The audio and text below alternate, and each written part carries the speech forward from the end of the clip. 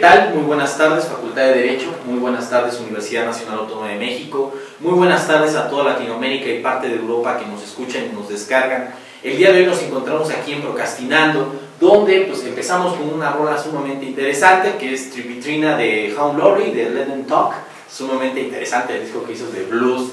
Hay lo que los conocen como Doctor House, pero para iniciar un episodio sumamente interesante con el doctor Pedro Cobo, quien es experto en materia de la construcción del Estado israelí, de esta construcción de la filosofía árabe, y sin duda en el Instituto Tecnológico Autónomo de México es una eminencia y una autoridad en el tema. Doctor, muchísimas gracias por aquí acompañarnos. Gracias a ti por invitarme.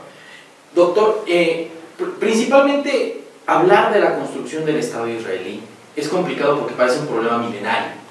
De hecho lo es. De hecho lo es. Y entonces, no sé si podríamos centrarnos a partir del siglo VI, cuando es la invasión y empieza a darse esta gran escisión entre los judíos, los palestinos, y empieza a haber una construcción sumamente compleja en torno a la construcción del Estado israelí para posteriormente llegar al siglo XX, en 1945, con esta construcción de xenofobia que los propios judíos tienen a sí mismos, que sin duda me parece sumamente interesante. Bueno, el origen es poquito anterior, a partir del año 70 después de Cristo, cuando el general Tito destruye Jerusalén, el templo hasta sus raíces. Lo único que quedó, como bien sabemos, es el muro oriental, que es un muro con unas piedras enormes y no lo pudieron destruir. Y bueno, lo que quedó fue una explanada destruida. Para la inmensa mayoría de los judíos van a desaparecer de Palestina, la Palestina romana. Es más, hay una prohibición expresa de que los judíos no se pueden asentar en Jerusalén. Sí, el Sanedrín, ese consejo de judíos eminentes, entre sacerdotes y juristas, se permite que esté en Galilea, al norte, pero con muy pocas funciones. Y después ya, más adelante, cuando ya el imperio se hace cristiano, incluso ese Sanedrín desaparece. Es decir, en Palestina, a partir del año 70, va a haber muy pocos judíos. Siempre va a haber judíos, siempre. Eso sí es importante recalcarlo. Siempre una presencia judía chiquita. En el siglo VII, como bien sabemos, bueno, el mismo año que muere Mahoma, las tribus, las tropas de sus generales conquistan Jerusalén. Deja de ser a partir de ese momento, 632, y hasta 1917, noviembre de 1917, hace 1300 años, Jerusalén, Palestina, va a depender del mundo musulmán. Hay una excepción, que son los 100 años de las cruzadas, que vuelven los cristianos, pero bueno. Aún así, pues sigue habiendo judíos. Entonces, el mundo judío es interesante porque muchos de sus mandamientos, sus 613 mitzvot, muchos de ellos solo se pueden hacer en Israel, en Palestina, y muchos se refieren al templo. Pues para ser judío observante, completamente observante, hay que vivir en Israel y reconstituir el templo, porque los sacrificios se hacen allí. Pues claro, en el mundo judío de la diáspora, que se desarrolla por todo el norte de África, por España, por Italia, por Francia, Inglaterra y demás, siempre hay ese deseo de vuelta. Eso es lo que se llama el sionismo. Claro, es un sionismo prepolítico, es un sionismo prenacionalista del siglo XIX.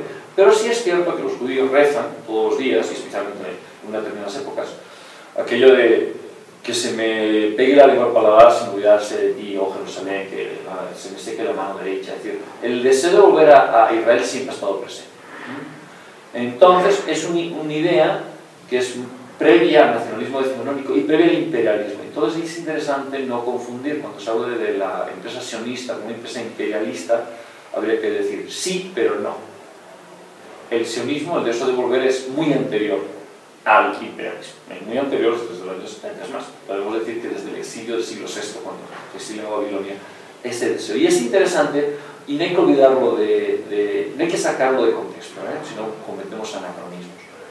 El pueblo judío, por lo menos una parte importante, siempre ha deseado volver y siempre ha tenido presencia en Israel, en Palestina, desde el año 70, a pesar de las expulsiones, que sea pequeña, ¿no? Esas comunidades recogen desde muy antiguo, prácticamente desde el inicio de la diáspora, un pequeño impuesto, el shekel. Piden unas cajitas, y piden para mantener a una serie de gente religiosa, virtuosa, que viva en Israel. Y así se han mantenido comunidades desde hace 2000 años.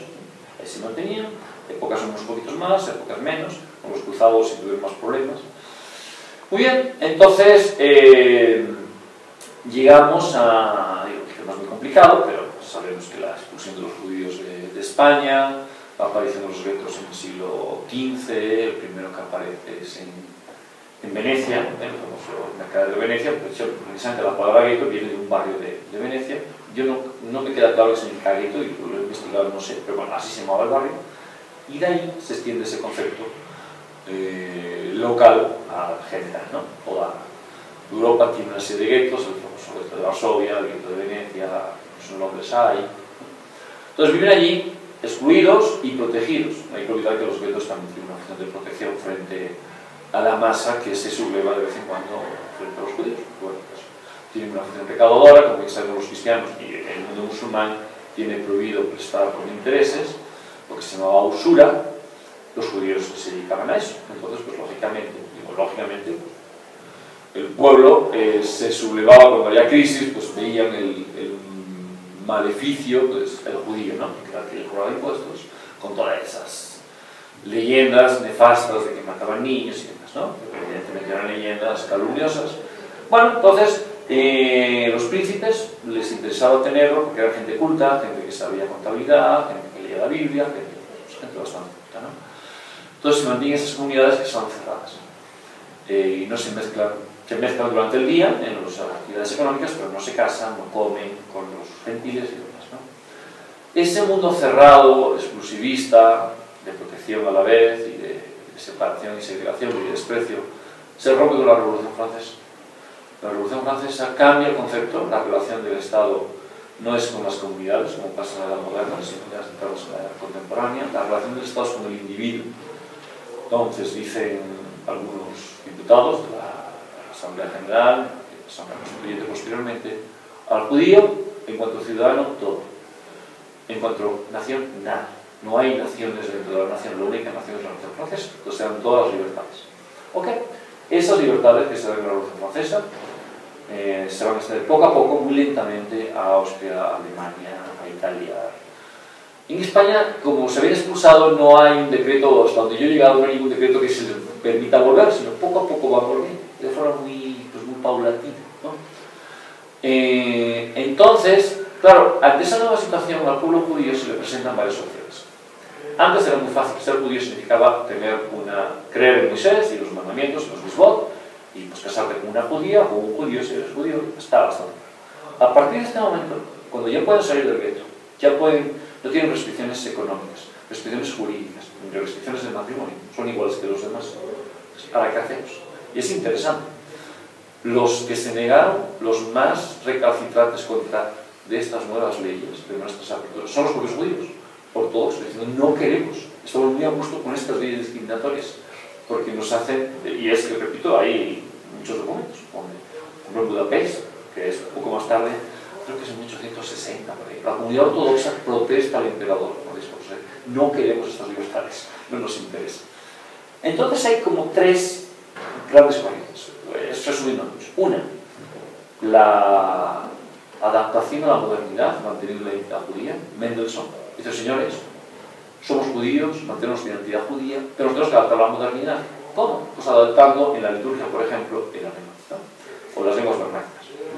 Se van quitando en muchas sinagogas la vuelta, las llamadas o la oración por la vuelta a Palestina, diciendo, ya no tiene sentido, lo nuestro es una idea universalista, vivimos entre los gentiles, somos luz entre las naciones, es decir, tenemos un mensaje ético y es universal, por lo tanto no tiene sentido que nuestra tierra no es Palestina, es nuestro origen, pero no tenemos que volver. Entonces retiran. Hay modificaciones en la estructura de las sinagogas, muy interesante. Por ejemplo, la sinagoga de Budapest, que es una sinagoga preciosa, que llaman la iglesia judía. De hecho, parece una iglesia. O sea, el centro de oración, la oración, la zona de oración, ya no está en el centro de la sinagoga, sino está al fondo. De hecho, parece un altar. Si tú entras, tiene una disposición de los bancos, se quita la separación tan estricta entre hombres y mujeres, por ejemplo, en la de Budapest. Sí es cierto que las mujeres están arriba, pero las mujeres pueden ver a los hombres, los hombres a las mujeres. Ahí no hay unas cortinas o unos biocos que los separan y se pueden ver. Se introduce el órgano, se empieza a predicar en alemán, se retira. Entonces, ahí, esa es la adaptación, ¿no? O sea, lo que es el judaísmo, lo que se va a llamar el judaísmo liberal. Nos adaptamos, vestimos iguales que los demás, incluso se eliminan muchas restricciones en la comida kosher, con lo cual pueden compartir comida e invitar a gentiles a su casa y viceversa. Entonces, esa es una corriente. Claro, esa corriente, muchos de ellos se van a convertir al catolicismo o al protestantismo. El mismo Mendelssohn, el fundador de esa corriente, sus hijos se van a convertir al catolicismo, si no me equivoco. Entonces, claro, esa corriente se ve sospechosa por algunos judíos y con cierta razón. Hay otra corriente que es la de encerrarse. Los ultraortodoxos, los que conocemos, que vienen de Polonia, de Lituania, con sus ritos, con sus bucles, con sus canciones, los Hasidim, los hombres santos, con toda una experiencia mística preciosa. De hecho, Martin Buber la recupera y la trae a Alemania diciendo, oye, no son tan ignorantes, es una cultura rica, sí es ingenua, pero sí es interesante, no son ignorantes, son mucho más profundos de lo que nosotros judíos occidentales y cultos pensamos, ¿no? Entonces es una corriente que se separa del mundo gentil, sigue rezando en hebreo, siguen siendo conservadores en la separación hombres y mujeres, mantienen la liturgia, siguen rezando por la vuelta a Jerusalén y demás. Y finalmente hay una tercera corriente que se va a dar a partir de los años 1870, alrededor de la unificación italiana y la unificación alemana. Es el nacionalismo judío. Está Moses Hess, por ejemplo, ¿no? Marxista, después se reconvierte en nacionalista, con ribetes hegelianos, interpretar la historia judía en visión hegeliana, la evolución del pensamiento. Entonces, en esa reconstrucción de lo que es el ser judío, se incorpora el nacionalismo. Es decir, el ser judío implica, más allá que una religión, que también lo es, un concepto de nación. Y un concepto de nación implica tener una soberanía, lo que tenemos por el Estado-nación moderno, ¿no? Entonces hay una reelaboración, una serie de libros, Leo Pinser, en Odessa, empiezan una serie de grupos que se llaman los amantes de Sion, en las zonas más típicas de Lituania, Ucrania y demás. Son grupitos chiquitos, desperdigados, sin mucho dinero, muchas veces peleados entre sí. Y empiezan a extenderse a Viena y también a Alemania, ¿no? A Berlín. En Viena, pues en Universidad de Bilbao, que es dicho que genera el nombre de sionismo, el movimiento político. Y bueno, en ese contexto aparece un individuo, Teodoro Herzl, es un hombre curioso, un hombre que nace en Budapest, pero de lengua alemana, materna, su mamá hablaba alemán, su familia venía de Serbia. Bueno, en su casa hablaba alemán. Él hablaba alemán de niño, hombre burgués, culto, su papá es banquero, bastante dinero, sabe francés perfectamente, algo de latín, algo de griego, húngaro por supuesto porque vive en Hungría, y bueno, pasa a estudiar a Viena, Derecho, pero siempre quiso ser literato. Desde joven empieza a escribir, no tiene mucho éxito, escribe algunas obras teatrales, hay con muchas dificultades, llega a publicar, poner en escena el Burgtheater, ¿no? Que es el gran centro cultural de Francisco José, bueno, ya con las reformas de María Teresa, después de Francisco José, con los frescos de Klimt, es una verdadera maravilla. Entonces, claro, es el teatro, ¿no? Es el teatro todo el centro del Imperio Alemán. Llega a poner a una obra porque no tiene mucho éxito, de verdad son como políticas, son cosas muy sencillas. Y mismo lo reconoce, me da vergüenza incluso ver que obras tan malas tengan éxito cuando las buenas, según él, no tienen éxito. Vale, finalmente no tiene éxito como dramaturgo, pero empieza a tener mucho éxito como periodista. Escribe para New Free Press, el periódico más importante de aquella época, estamos hablando de los finales 80, principios de los 90, más importante del mundo alemán, y le mandan a París. Y allí en París conoce la política, muy complicada, el conflicto del Canal de Panamá, las peleas entre republicanos, jacobinos y católicos, el nacimiento del antisemitismo en plan fuerte, y también el famoso caso Dreyfus. Siempre se ha visto el caso Dreyfus como el origen del cambio de un hombre aculturado como era Herzl, culto, que celebraba la Navidad en su casa. Su mujer era judía, como él, toda su familia era judía, pero no circuncidó a su hijo Hans, no iba a la sinagoga, y pues, en Navidades se celebraba la Navidad, el arbolito de Navidad. De hecho, pues, el rabino Mude, ¿no? Es el rabino principal de Viena. Un día llegó en Navidad y dijo, ¿qué hace esto aquí? bueno, pues es mi cultura, dice, bueno, pues es una cosa que no tiene importancia, yo no soy religioso, pues es parte de la cultura en la que vivo. Bueno, entonces se dice que el caso de Dreyfus, como bien es conocido, pues Dreyfus era un capitán francés, judío, y se le acusa de espionaje frente a Alemania, ¿no? Ya están los problemas con Alemania, y se le acusa de vender información importante y confidencial a los alemanes. Ahí salió el famoso caso Solá, el J'accuse, yo acuso, y dice, bueno, pues con la acusación a Dreyfus no se acusa a una persona, se acusa a un pueblo que no se le permite vivir, a un pueblo que no se le considera la fidelidad, ¿no? Y era la idea, que Dreyfus evidentemente es un traidor porque es judío, y si es judío no es francés, ¿no? O de ese concepto también del darwinismo spenceriano, de razas superiores, razas inferiores. El antisemitismo de corte deicida, es decir, por considerarlos deicidas, ha disminuido mucho, a Dios gracias, en esa época ya no, que existe la literatura, pero ya se le ve menos, ya no se le acusa al judío ser el deicida como tal, ¿no? Empieza un antisemitismo de corte racial, es mucho más peligroso, ¿no? Con Neopinó en Francia y otros lectores en Alemania y en Austria. Bueno, Herzl sufre ese antisemitismo en Austria, muy fuerte. De hecho, muchos autores consideran que su carga al sionismo se debe más al antisemitismo austríaco que al caso de Dreyfus. Porque, bueno, es un tema muy complicado que no me quiero meter. La cuestión es que Herzl dice, aquí está pasando algo. Somos judíos, hablamos su lengua, vestimos sus ropas, comemos su comida, vivimos con ellos y no nos quieren. ¿Por qué no nos quieren? Empieza a hacer una reflexión. Bueno, una reflexión con tintes muy antisemitas, hay que decirlo. Herzl tiene unas críticas a los propios judíos durísimas. Él dice, escribe sus memorias, que están publicadas y se pueden leer, ¿no? Fuimos los sanguijuelos de la Edad Media, etc., ¿no? O sea, todas las acusaciones antisemitas se las incorpora, pero dice, ¿por qué fuimos eso? Porque no nos dieron posibilidad de ser otra cosa. Nos utilizaron como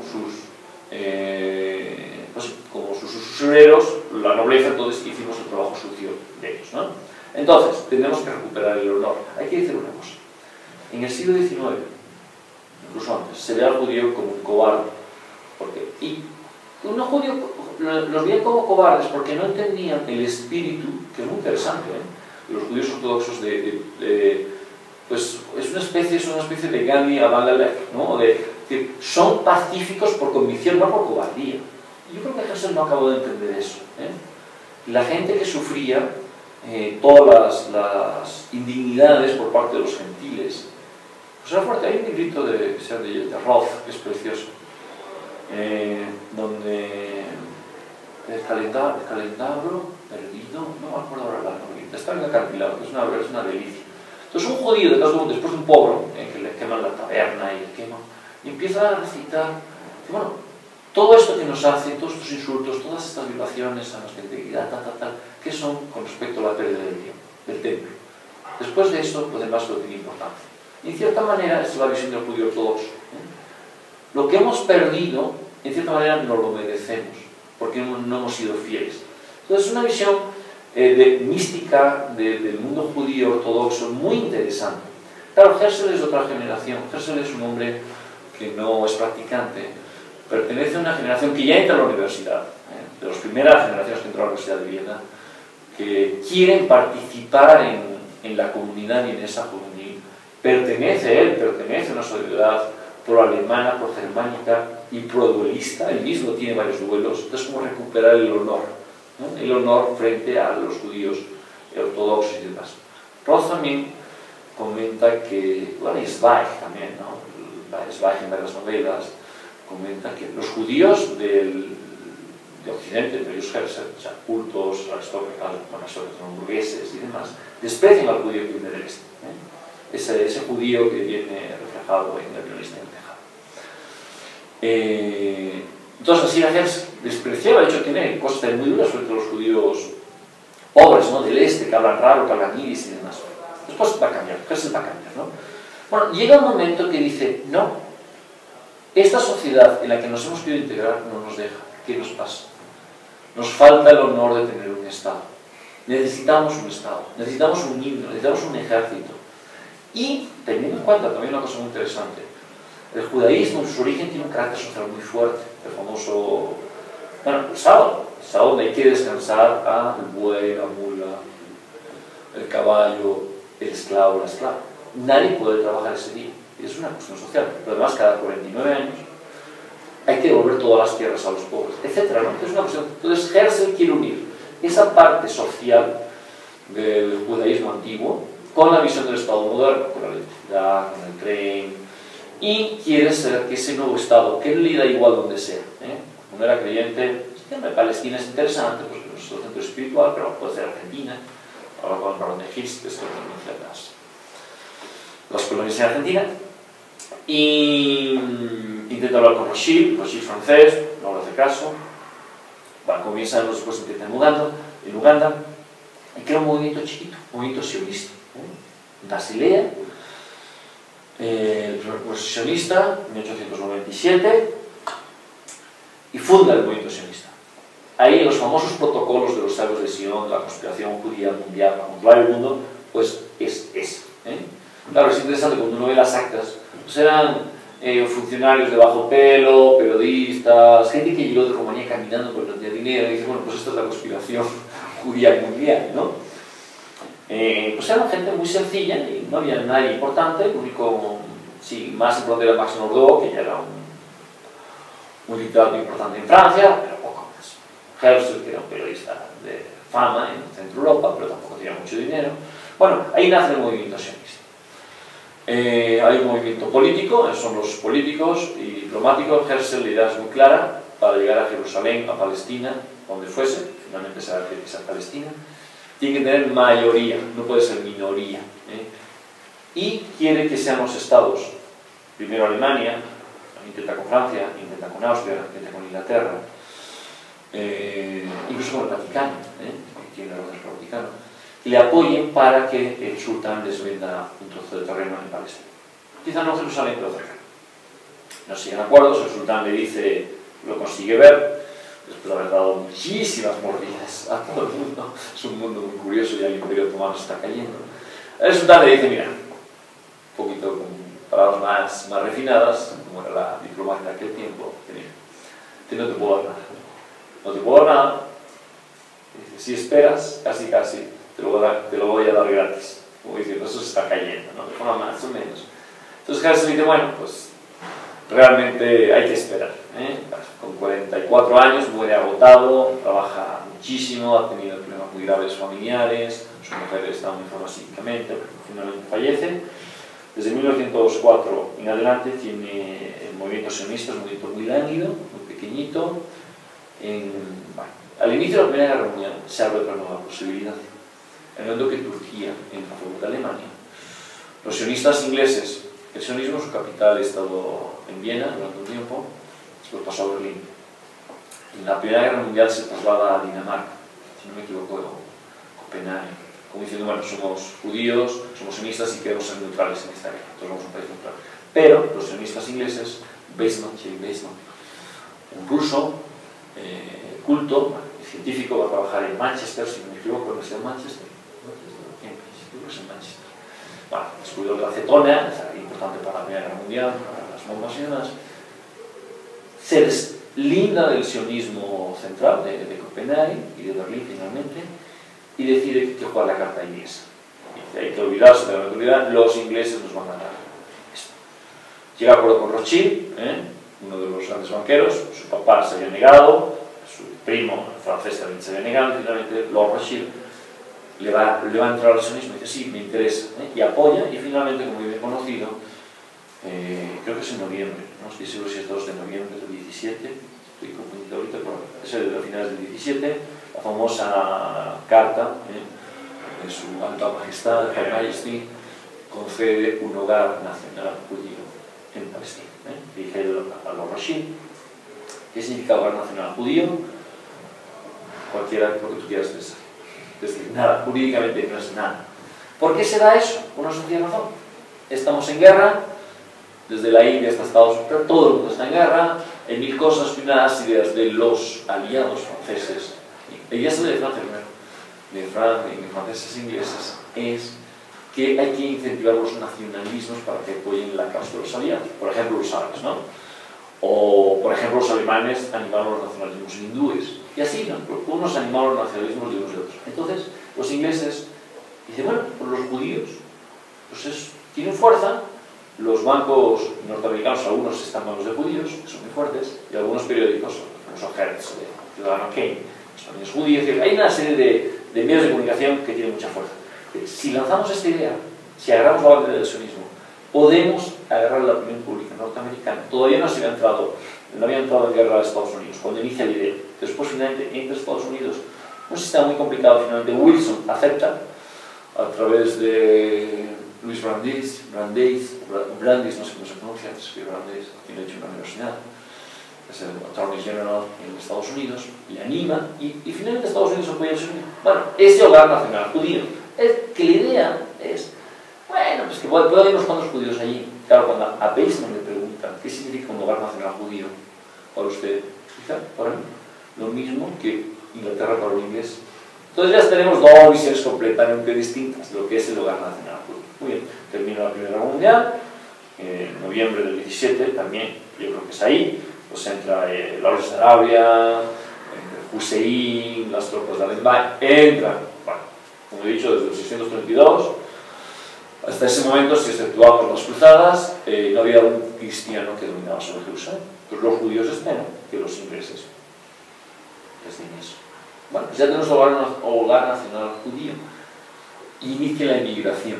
Lenta, el sionismo no está muy bien visto entre los judíos cultos alemanes. Por una sencilla razón, Palestina es muy pobre. Hay algunas películas preciosas de los años 20 donde va un rabino cantando los lugares santos para los judíos.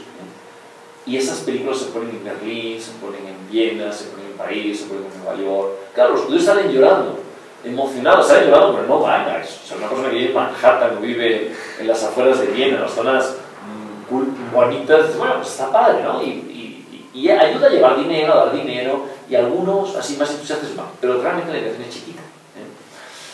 Inmediatamente, cuando se crean los mandatos para Palestina y para el Líbano, o de Líbano, o de Siria para Francia, y Palestina para los judíos, en la conferencia de San Remo, que es el coletazo, vamos a decir, de Versalles, y bueno, ¿qué hacemos con esto? Bueno, pues sí, hay que respetar el acuerdo con los judíos, hay que respetar el acuerdo de relación árabe, sí o no. Y dijeron, bueno, pues, entonces ya con los árabes que habían prometido un Estado árabe, le van a dar a Arabia Saudita a Ibn Saud, no la familia de Hussein, sino que una pelea se llama Ibn Saud, que es, como ya sabemos, la monarquía católica, ¿no? A la familia de Hussein le van a dar, pues, bueno, le van a dar el reinado de Siria y el de Irak. Los franceses, como buenos republicanos, dijeron a los ingleses, mira, nosotros no queremos monarquía, ni árabe, ni judía, ni nada, se quitan este cuarto de aquí.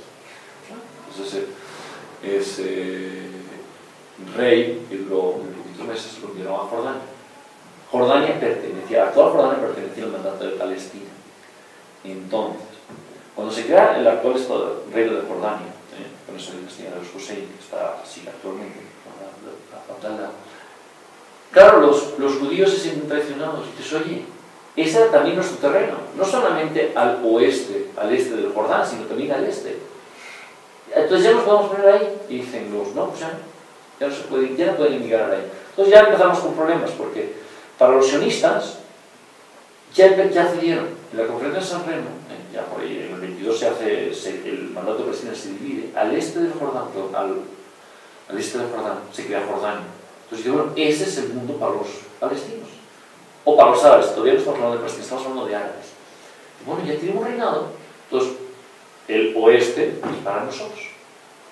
Evidentemente, los palestinos, los árabes que viven en Palestina, no están de acuerdo. Pero hay que tener una cosa en cuenta. Los sionistas, astutamente, empiezan a conseguir dinero y a comprar terrenos. Terrenos cada vez más grandes que los compran a precio de oro, desierto a precio de oro, literal. Claro, porque los terratenientes están en Beirut, están en Damasco, algunos en Amán. Amán es chiquito, es muy poca cosa. Algunos en Egipto y algunos en Europa incluso, ¿no? Ahora, ahí empezamos a ver los tipos de sionismo. Hay un sionismo que, bueno, es el que a mí me parece más adecuado, más sensato, y es el que creo que se tiene que haber seguido, que finalmente fracasó, que es el sionismo de Buber, Martin Buber, de Magnes, es el sionismo de la gente que fundó Brit Shalom, Chisinau actualmente, es un sionismo que entiende que tiene que haber una relación muy cercana a los árabes, que tiene que haber un gran centro espiritual e incluso político judío, pero que no tiene que haber una mayoría judía. Hay un texto precioso, para mí me parece que precioso, de Buber, que es muchos, no la mayoría. Es decir, tiene que haber un centro suficiente para que culturalmente se pueda hablar hebreo y se revitaliza la vida judía en Israel. Bueno, y ahí toda su visión de la vuelta de Israel, ¿no? Diciendo, yo tengo derecho a volver a Israel porque es un mandato divino. Hay que olvidar que Buber es un filósofo y culto, no estamos hablando de un fanático religioso, ni mucho menos. Y ahí es donde yo digo que la gente que confunde sionismo con imperialismo no entiende las verdaderas raíces del judaísmo. Sí es cierto que el sionismo se aprovecha del imperialismo, sin lugar a dudas, pero, repito, la vuelta a Israel es muy anterior al imperialismo. Bueno, en esa es la idea de Buber, ¿no? De mucha gente religiosa. Ahora, yo lo que no puedo cometer es una injusticia con los árabes. Dice Buber, vivir es ser injusto, ok, pero tengo éticamente la obligación de hacer la menos cantidad de injusticias. Entonces, ¿qué tengo que hacer? Llegar a acuerdos con ellos, ver que mi presencia aquí es beneficiosa para ellos. Para eso tengo que aprender árabe, para eso tengo que convivir con ellos, tengo que educarles y ellos que me eduquen a mí. O sea, tiene que haber en su famosa relación yo-tú. El ser humano solo se construye a través de la relación del yo-tú y del diálogo. Entonces, creo muchas instituciones de conexión y periódicos donde participan árabes y judíos. Claro, muchos árabes, como es lógico, será su tierra, vieron con mucha preocupación la llegada de los sionistas y empieza a haber revueltas. Los documentos de los generales, hay unos, creo que 3 o 4, desde el 27 hasta el 22-23, hay un mandato militar. Después ya se pasa un mandato civil con el alto comisionado para Palestina. Pero bueno, en esos telegramas de los generales, incluso después cuando ya es mandato civil, dice muy claro a López, esto es una locura. Lo que estamos haciendo es una locura. Están llegando cada vez más judíos. El grupo sionista es muy intolerante, dice, es muy intolerante, es un grupo pequeño, ahí estaba Jabotinsky, ahí va a estar posteriormente Ben Gurion, Siskin, o sea, sí el grupo que va a platicar con las autoridades palestinas, con las autoridades inglesas, perdón, es un grupo bastante intolerante. Sí es cierto que en muchos sitios, cuando los sionistas compran terrenos, dejan a los jornaleros, pero en muchos otros sitios no, directamente los cogen. Pues claro, las tierras son suyas, es cierto, las pagan a precio de oro, y hay que decir, la culpa quien la tuvo, es que la vendió. O sea, los señores de la tierra, los señores árabes, que vienen a Damasco y tal, pues son los que vendieron. Entonces, pero claro, también Buber era partidario de decir, no, tenemos que trabajar con ellos, no los podemos expulsar, porque si no, bueno, todos claro, los generales están viendo eso, y estamos generando un problema enorme. En Londres no les hacen caso. Vale. El primer alto comisionado es judío, lo hizo bastante bien, fue bastante sensato. Herbert Spencer, e intentó llegar a acuerdos. Entonces, hay también una torpeza muy grande por parte de los palestinos. Pero aquí, esto no es cuestión de culpables de quién es más malo que otro, sino una cantidad de errores por ambas partes que llevó a lo que estamos ahora, ¿no? Hay dos familias que están muy peleadas entre sí y fueron incapaces de darse cuenta de lo que estaba pasando. Mejor dicho, se están dando cuenta de lo que estaba pasando, pero fueron incapaces de articular un movimiento político que representara sus intereses de forma clara y contundente frente a los ingleses y frente a los sionistas. No lo hicieron, los sionistas fueron más listos, mucho más listos. Apretaban y cedían, sabiendo que recuperarían. Bueno, al principio no es tanto problema durante los años, bueno, hay revueltas en el año 20, 23, 29, una matanza frente al muro. Los sionistas empiezan a generar ya su propia autodefensa, la Haganah, que es donde va a ser el ejército israelí. Ahí también va a salir el Mossad. Aparecen ya grupos guerrilleros mucho más fuertes, terroristas, el Irgun, y por la parte de los palestinos también, ¿no? Claro, cuando llega Hitler al poder la cosa se pone mucho más fea, porque ya en ese contexto empiezan las grandes emigraciones de judíos. A mí me parece interesante esta parte de cuando llegamos a Hitler, porque a mí uno de los textos que más me apasionan es Hannah Arendt, los orígenes del totalitarismo. Sí. O sea, ella busca la construcción de estos regímenes totalitarios, pero sin duda le da una gran apertura hacia el mundo judío. Y el mundo judío constantemente se encontraba detrás de las decisiones políticas en muchos de los aspectos en el siglo XVIII y parte del siglo XIX, pero eran personas que no tenían un territorio definido. Y constantemente, ahora que vamos a llegar con Hitler, es ahí donde nosotros vamos a ver la acentuación de lo que después Paul Celan diría el asco del otro, que asimismo nos vemos uno como otros. Y entonces ahí es esa construcción que me gustaría empezar a matizar, porque de ahí surge un gran movimiento, tanto para la construcción de Israel, tanto intelectual como filosófico, y sobre todo la poesía de Paul Celan, que no se incluye mucho a estas cuestiones del regreso, del retorno, pero sí sobre preguntarse hacia dónde estábamos direccionando el mundo occidental junto con estas visiones del mundo oriental, que sin duda ha sido la gran decisión que nosotros hemos matado a Dios de manera simbólica y ellos no lo han matado. Entonces para nosotros todo eso es especulación, todavía vivimos en un mundo arcaico y sin duda lo seguimos excluyendo. El elemento de la exclusión ahí sería constantemente a partir de la construcción del mundo moderno. Es por eso que todo este gran panorama histórico es cuando dice el punto de decisión, por decirlo, de la caída del proyecto moderno en todo su esplendor es Hitler. Sí, sin dudas. Porque no logramos generar una unión entre el mundo fundamentalista y la unión entre el mundo de la razón, que ya Maimónides lo trató de realizar alguna vez, pero fue mucho antes. Pero sin duda hemos cometido un error en la historia, ¿no? Lo que diría Lyotard, hemos cometido una gran historia de generar grandes relatos. Sí. Bueno, pues era otro tema, ¿no? Sí. El gran relato hitleriano del nazismo y en cierta manera del fascismo, y en cierta manera también del comunismo, finalmente, ante la caída de los relatos religiosos, que finalmente como han dicho, el mismo Habermas, como Marcelo Pera, el filósofo italiano, quizá no nos hayamos dado cuenta que cuando quitamos la religión, el fundamento judeo-cristiano, ese gran relato del cual parte la civilización occidental y a partir del cual nos podemos identificar como exactamente iguales, porque hemos sido creados uno a uno. Y es muy interesante que el tema del mundo judío, la Biblia, que dice, Dios nos crea uno a uno y nos pone nuestro nombre. El Yad Vashem justamente es interesante, el Museo del Holocausto es el Museo de los Nombres. O sea, a partir de ese relato nos consideramos que somos exactamente iguales, por lo tanto la divinidad es la misma. Al haber muerto Dios, antes de Nietzsche con Marx y posiblemente ya con Voltaire y con la Ilustración, en cierta manera Dios ha muerto, porque el Dios arquitecto del universo no es el Dios que nos crea, sino es el Dios que pone leyes y hizo vida. Finalmente yo creo que el hombre sí cae un enorme vacío, porque Lipovetsky, pero el vacío viene antes del siglo XIX. Entonces el nazismo y el marxismo totalitario, finalmente, el leninismo-estalinismo, viene a ocupar esos espacios, donde los relatos del paraíso perdido ya no es un paraíso que está en la tierra. Pero bueno, yo suelo decir que los paraísos en la tierra acaban en gulags y en Auschwitz, ¿no? Es muy peligroso. Las utopías sin Dios son peligrosísimas, ¿no? La utopía con Dios puede acabar en ciertos fundamentalismos, pero la de Dios acaba en el horror. Bien, entonces claro, cuando llega Hitler en ese contexto, hay una crisis en la conciencia judía. Pues el mundo de ayer que está en España es clarísimo, ¿no? Hay otros muchos judíos que van a escribir en aquella época, ¿no? Levinas, por ejemplo, ¿no? Tenemos muchos intelectuales.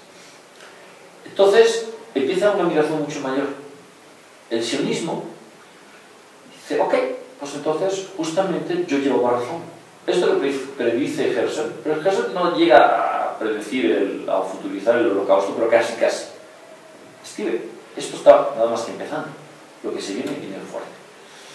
Pues claro, llega una cantidad de gente de tal manera que para el 40 y tantos, 45, cuando termina la Segunda Guerra Mundial, y muchísimos judíos no han podido entrar en Inglaterra, en Estados Unidos, bueno, en México sí se portó bastante bien, entraron, para mi país, pues siempre hay un debate, no sé, Franco lo dejó de entrar bastantes, se critica que fue por cuestiones, sí o no, como decía alguien, finalmente salvo. Y aquí cuando se salvan vidas es importante, ¿no? Independientemente de que fueran por cuestiones políticas o se podrían haber salvado más, se salvaron unos cuantos años antes, ¿no? Finalmente, nos encontramos con 400.000 judíos frente a más o menos 1 millón de palestinos. Ya podemos estar empezando hablando de árabes palestinos, ¿no? O palestinos. Claro, es cuando bueno, los horrores del Holocausto aparecen, y una conmoción mundial. ¿Qué hemos hecho? ¿Qué hemos hecho? ¿No? ¿O qué no hemos hecho? En muchos casos, ¿qué no hemos hecho? Porque no hicimos nada. Entonces hay una deuda hacia ese pueblo que ha sido masacrado. Y hay un intento de resarcirlo generando ese Estado, ¿no? En Inglaterra ya está agotada, termina la Segunda Guerra Mundial, empiezan ya las peleas callejeras prácticamente diarias entre Irgun, la Haganah, luego claramente un grupo terrorista, la Haganah pues un grupo de defensa y pues grupos también de defensa palestinos y jordanos, mezclados con algunos egipcios y algunos sirios. Entonces la opinión pública inglesa dice, oye, esto es absurdo. O sea, nosotros no tenemos nada que hacer ahí, nuestros hijos ya han muerto en la Segunda Guerra Mundial, no tiene sentido que estén muriendo para unas cuantas piedras allí, estoy exagerando, pero ¿no? Entonces finalmente Inglaterra dice, señores, yo me voy, el 14 de mayo del 48, me voy. La ONU decide la partición, que sí, que no, y dice Inglaterra, yo me voy, hagan lo que quieran. Y el 14 de mayo se va. Literalmente, bueno, como queda bastante bien expresado en O Jerusalén, ¿no? El famoso libro de Warren Collins y demás, saliendo a las puertas de Jerusalén, se empiezan a matar judíos y palestinos. Ese mismo día, 14 de mayo, por la mañana, en Tel Aviv, Ben Gurion y Golda Meir, una serie de gente, por plan del Estado israelí.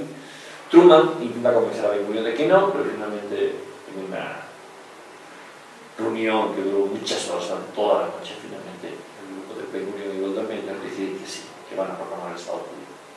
Proclaman, empieza la guerra, el mundo árabe está muy dividido, trabajan de forma muy torpe, los judíos sionistas consiguen apoyo de Checoslovaquia, todavía Checoslovaquia ya está cayendo en la esfera soviética, pero bueno, hay que tener en cuenta que en un primer momento a Estados Unidos no le interesa tanto el Estado de Israel. Es más, el Departamento de Estado clarísimamente a Truman le dijo, mira, olvídate de este tema, nuestro acuerdo es con el rey Saúd, la vuelta de Yalta, Roosevelt, todavía murió poco después, ¿no? Hizo un acuerdo con Nick Saúd sobre el tema del petróleo, que dura hasta hoy, y nos interesa el mundo árabe. Entonces, bueno, finalmente, en esa guerra que va a durar de mayo del 48 a marzo del 49, una guerra que tiene en tregua, no armisticio, no en paz, las Naciones Unidas le han dado el 58% de terreno a los judíos para ese medio millón, y el resto, 42%, a los árabes. Claro, hay que decir que ese 58%, ¿por qué más si son la mitad? Bueno, porque la inmensa mayoría de ese terreno es desierto, es el Negev, o sea, no, tampoco. Se ha intentado generar un Estado binacional desde los 20 hasta 39. Hay cientos más, pero hay muchos planes de distribución. Finalmente no se pudo hacer. Ok, todos tenemos. Termina, ¿y qué ha pasado? De ese millón de árabes, se va a quedar 100.000. ¿Qué pasa con los 900.000? La propaganda sionista siempre dijo que se habían huido porque desde Jordania, a través de las radios que se había llamado. Dicen, bueno, vénganse, nos reagrupamos aquí y después atacamos. Ese argumento, la verdad es, primero, a mí me parece muy simple, por una sencilla razón, porque los campesinos son gente arraigada a su tierra y la inmensa mayoría de los palestinos son campesinos. O sea, no por una llamada de te vas a ir. Ahora, lo que sí se sabe, y eso lo estudia mucho Ilan Pappé y otra serie de gente, hay documentos escritos de verdaderas masacres por parte de las tropas de Ben Gurion, de Ben Gurion no tanto, de Irgun. Hay una aldea, ya se me fue el nombrecito, vale, arrasaron, o sea, masacraron únicamente a la población, ¿no? De hecho, una carta en el periódico dirigida por Einstein, si no me acuerdo, está generada en muchos judíos intelectuales diciendo esto es una aberración lo que están haciendo. Pues claro, la banalidad del mal, como diría. Exactamente, la banalidad del mal, ¿no? Es parte de eso. Entonces, bueno, se va extendiendo, son unas cuantas aldeas y hay una limpieza étnica, sin lugar a dudas. O sea, eso yo creo que al día de hoy es difícil negarlo, ¿no? Con todos los estudios que se han hecho. Entonces, bueno, de ese millón se van a ir, ahí las cifras varían, entre 700.000 y 800.000 palestinos se van, ¿no? O árabes desaparecen, bueno, se construye el Estado de Israel con medio millón más o menos, medio millón de judíos y 100.000 árabes, ¿no? Bueno, ahí empieza la gran inmigración posteriormente. Rápidamente Rusia, Israel cae del lado norteamericano, aunque Ben Gurion comienza a ser socialista, más bien comunista, del boom, etc., ¿no? Pero bueno, el dinero y el interés, mira que curioso se acuerda que está en Estados Unidos. Empieza la gran llegada de la inmigración y rápidamente crece. El Estado judío, ¿qué se hace con esos 100.000, 150.000 que quedan? Bueno, pues se les da pasaporte. ¿Se crea una democracia en Israel? Sí, Israel es una democracia. Pues tenemos palestinos, ya poco a poco, lo que actualmente llamamos árabe-israelíes, es decir, individuos árabes, inmensa mayormente musulmanes, algunos son cristianos, ¿no? Algunos son drusos, que tienen pasaporte y pueden votar. El problema porque es un 10%, más o menos. Además, cada vez es menos, porque si al principio es un 10%, bueno, un 20% al principio, no medio millón para 100.000, la gran inmigración va subiendo y entonces es un porcentaje chiquito. Claro, ¿qué pasa con el resto? Bueno, el resto vive en Jordania, se han ido a Jordania, quiere decir que todavía lo que actualmente vive en Cisjordania, que en este contexto, del 49 al 67, Cisjordania o del West Bank, pertenece a Jordania. La ciudad vieja de Jerusalén, del 47 al 48 al 67, también pertenece a Jordania. De hecho, perfectamente el recursivo de lo que es su capital en Jerusalén. Digo, ahí te das cuenta que son torpezas que han hecho los palestinos. Si los sionistas hicieron torpezas, los dos también hicieron muchas torpezas. O sea, ¿por qué no aceptaron la partición? ¿Por qué no aceptaron el Estado? Bueno, es que era mío, ¿para qué tengo que repartir lo mío? Bueno, ok, pero la política es distinta. No lo que tienes derecho, sino lo que puedes conservar. Los sionistas fueron más astutos. No lo que tengo derecho, sino lo que puedo conservar, lo que me interesa. Te acepto sabiendo que voy a conseguir más. Los otros dicen, no quiero todo. Ok, lo perdiste todo. Querías todo, lo perdiste, ¿no? Ok, bueno, entonces, en el 67, como bien sabemos, pues hay un intento por parte de los países árabes. Egipto corta el estrecho de Tirán, o sea, hay provocaciones serias hacia Israel. Finalmente Israel, como sabemos, en la carga de los 6 días pues, se levanta y ataca, acaba con la aviación egipcia y hace el error que le va a costar al Estado. Y cuando digo esto puede ser un poco fuerte, pero sí, para no sé cuánto tiempo nos queda, mi visión es que el Estado de Israel difícilmente va a sobrevivir muchas generaciones. Precisamente al ocupar Cisjordania, que en aquel momento no sé cuánto tendría, porque tuviese 1 millón de palestinos, ¿no? Refugiados.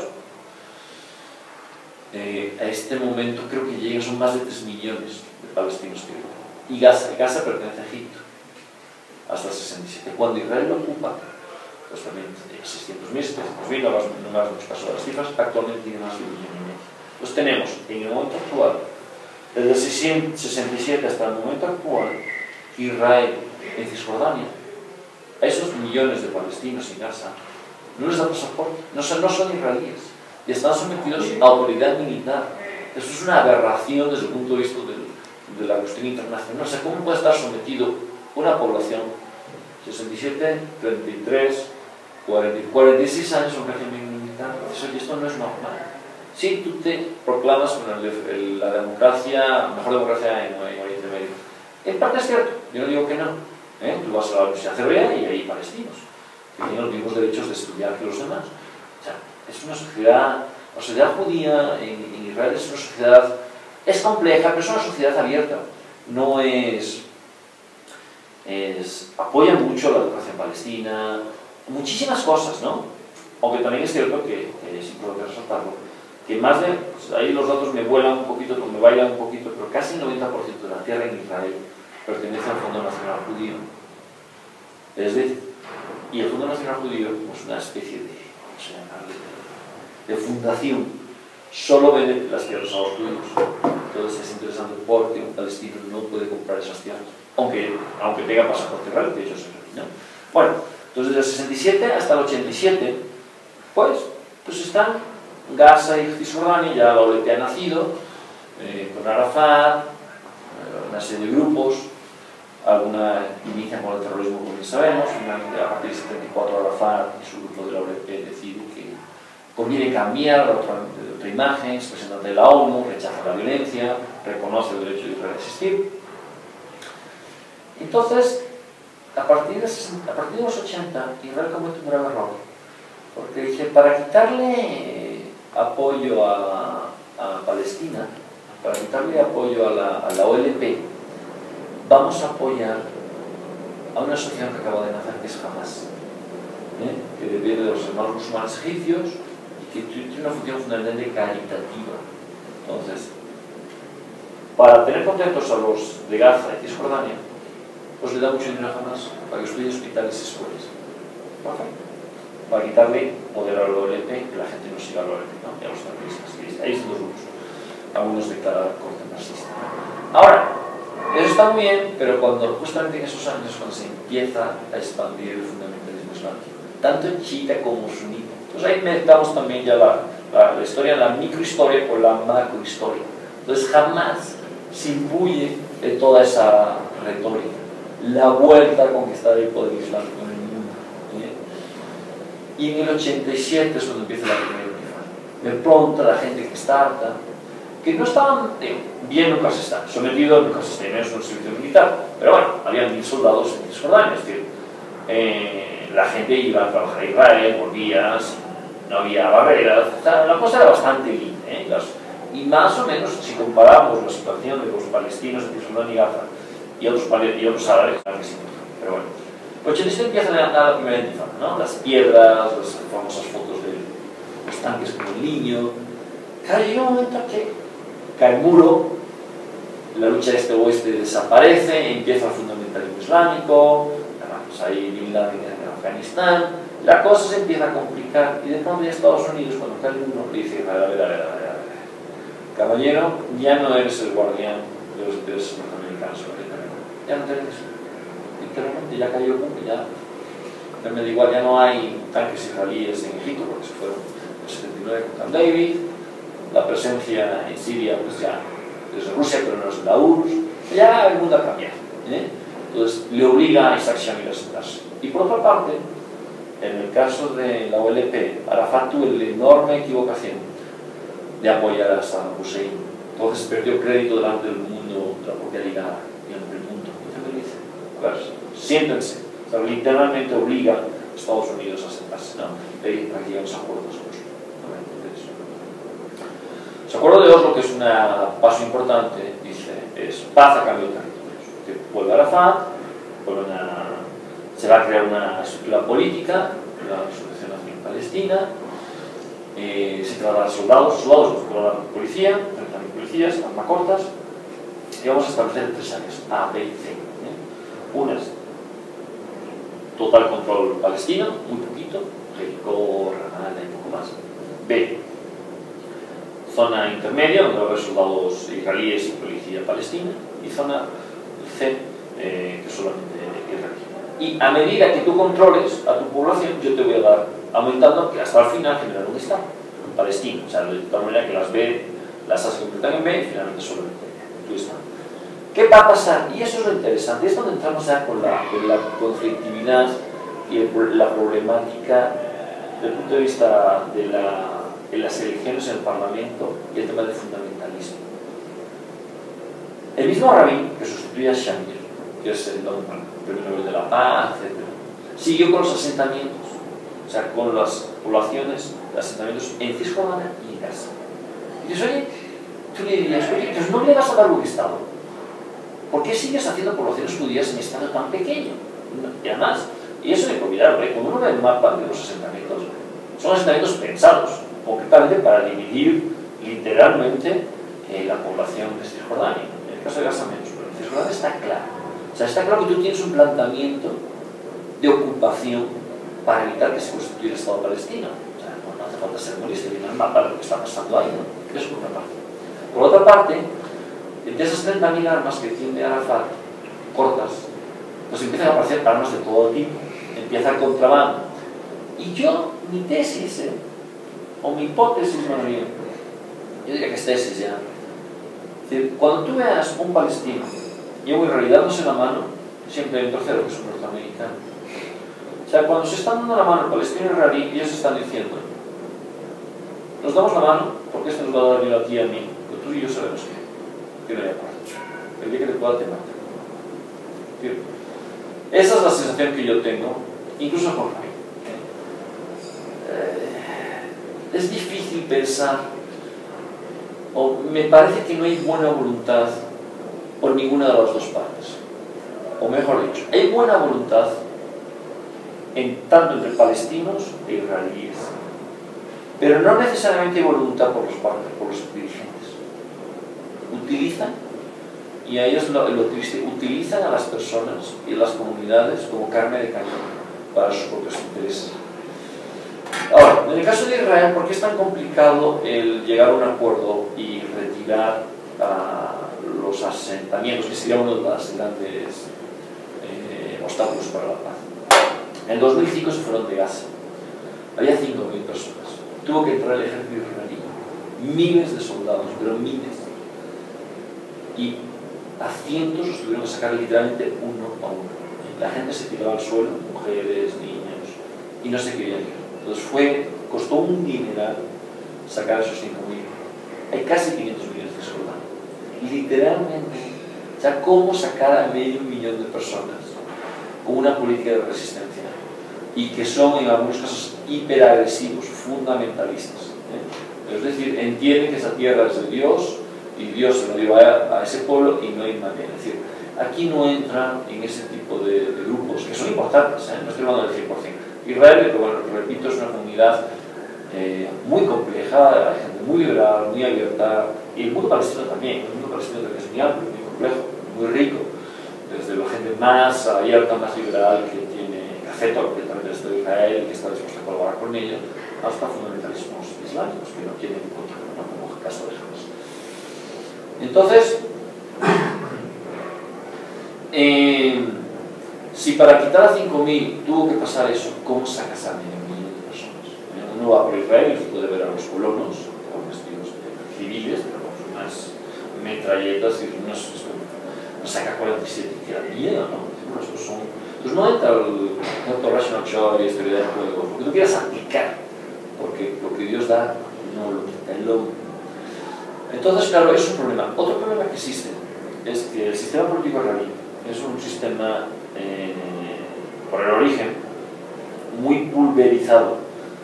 Más o menos con el 2% de votos ya tienes un diputado de la Knesset. La Knesset tiene, Congreso egipcio o israelí, tiene 120 diputados. Entonces, nunca ha habido una mayoría absoluta en ningún partido. Entonces, lo máximo que se consigue 29, 30, a veces, no sé si se puede conseguir 35, realmente no, por los últimos años, por supuesto, ¿no? Entonces son minorías, o sea, si consigues 27 para llegar a 61, pues imagínate, cuando hay 10, 12, 15, a veces 15 partidos, entonces tienes que hacer alianzas con esos partidos chiquitos. Todos. Esos partidos chiquitos, muchos de ellos, son, o bien, pertenecen a la Yesha, Jerusalén y Samaria, o pertenecen a grupos ultraortodoxos. Y es cierto que los grupos ultraortodoxos entienden que el Estado sionista es totalmente diferente, porque el verdadero Estado sionista es el del Mesías, que ya vendrá.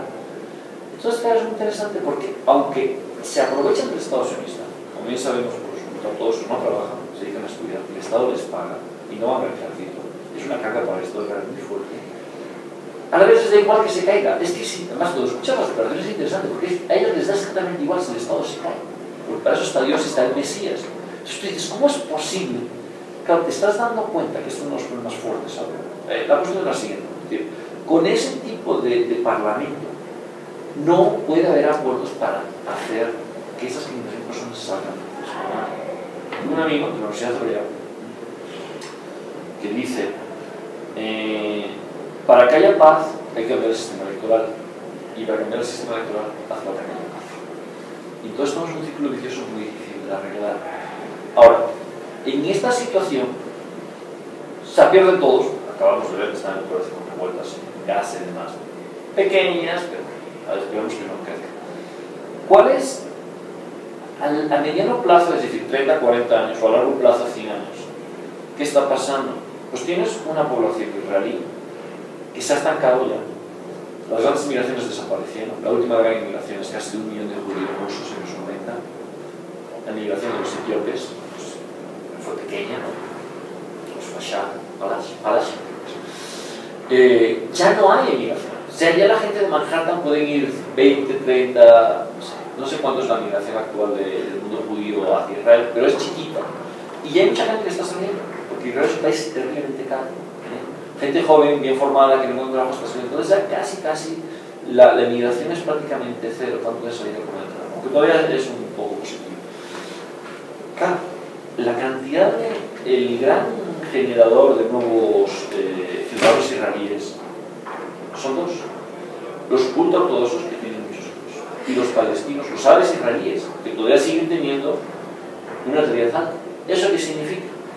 Que dentro de 20, 30 años, 40, vas a tener una parte, una enorme población ultraortodoxa, que repito, no trabaja y no va al ejército, y una gran población árabe israelí, que es muy dudoso que sea fiel al Estado de Israel.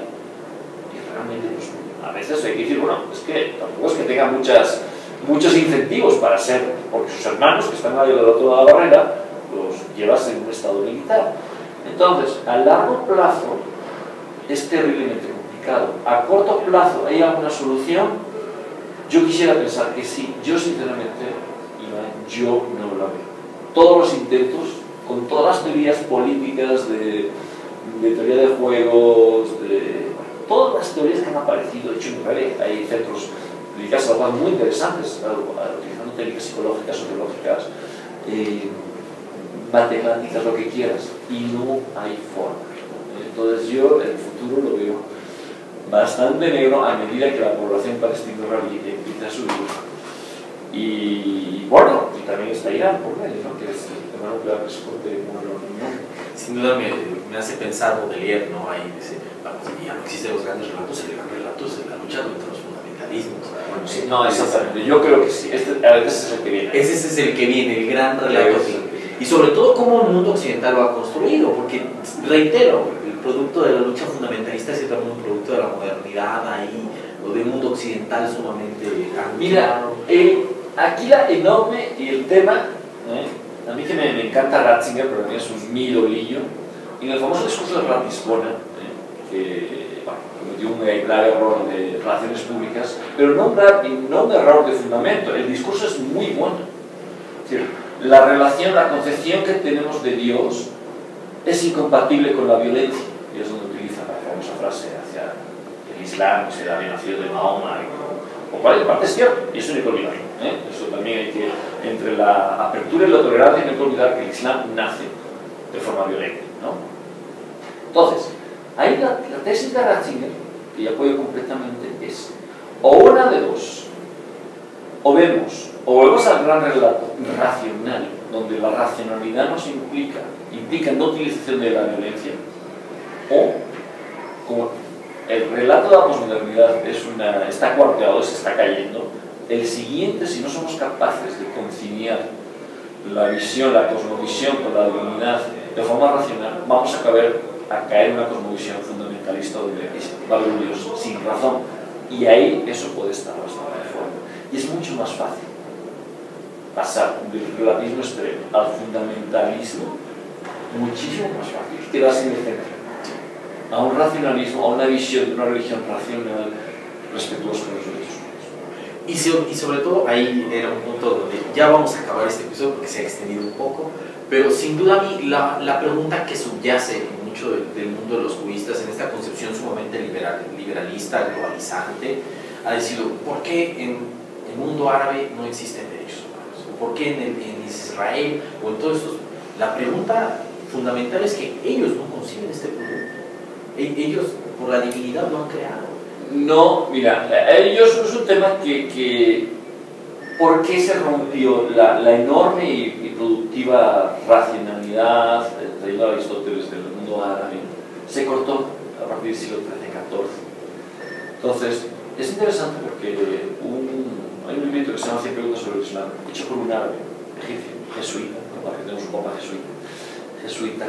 Pero es muy interesante porque cuando hace análisis de los derechos humanos, dice, a ver.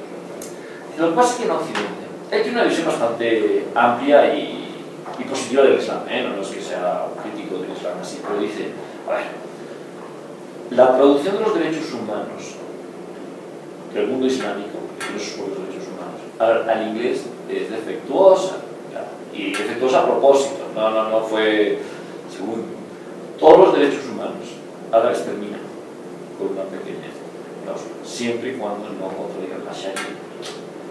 Entonces, no hay que olvidar ese tema. En el mundo cristiano, los derechos humanos están en principio, están por encima de las normas religiosas. Para un católico, para un protestante, eso queda claro. Para un ortodoxo, yo creo que también. Porque finalmente entienden que la fuente del derecho es la misma. La fuente de la dignidad es Dios y por lo tanto Dios no puede poner leyes en contra de la dignidad. Por tanto, el derecho humano viene. No hay nada por encima de los derechos humanos. En el mundo islámico no. ¿Qué pasa con la Sharia? La Sharia se genera en el siglo VI. Aunque hay una evolución de las distintas corrientes, ¿no? Ahmadistas, que son las más estrictas, las corrientes mucho más moderadas, como son los sufíes, y bueno, después está la aberración de los wahabitas, ¿no? Y ahora Saudita, que es. Bueno, si te suena, acaban de crucificar a varios. Es una cosa espantosa en el siglo XXI que crucifiquen a alguien por algún delito que merece castigo, pero no es aberración, ¿no? Entonces, pues sí es cierto, o sea, no ha caído todavía de forma general, que bueno, hay esperanzas, ¿no? O sea, sí es cierto que dentro del mundo islámico hay gente muy moderada, ¿no? Entonces, bueno, yo tengo cierta esperanza con esto de la primavera árabe, que no sabemos todavía si habrá primavera o invierno, ¿no? Pero también hay que pensar que toda religión evoluciona, ¿no? Lo mismo que el cristianismo, y especialmente el catolicismo, se abrió a las corrientes modernas de democracia y demás. Yo creo que el Islam, pues, esperemos que haga resalimiento. Esperemos. Pues doctor, creo que ha sido un gustazo. Yo creo que para todos los que nos van a escuchar también fue un placer escucharlo, y sobre todo este diálogo, que sin duda es la primera parte, porque como ustedes ven aquí está el libro de Presencia de la Ausencia de Darwish, que vamos a analizarlo posteriormente, porque esta parte es la primera parte para poder entender este libro. O sea, la construcción de los poetas árabes, la poiesis, parte mucho de esta construcción de ya no existe el éxodo, porque ya no hay posibilidad de retorno, descansado todo en un yo absoluto, que sin duda va a ser sumamente enriquecedor con este elemento histórico que no podemos dejar de anclar con la construcción del Estado de Israel. De verdad ha sido un gusto, y para todos los que pueden escuchar les dejamos las páginas, que es procrastinando-derecho.blogspot.com.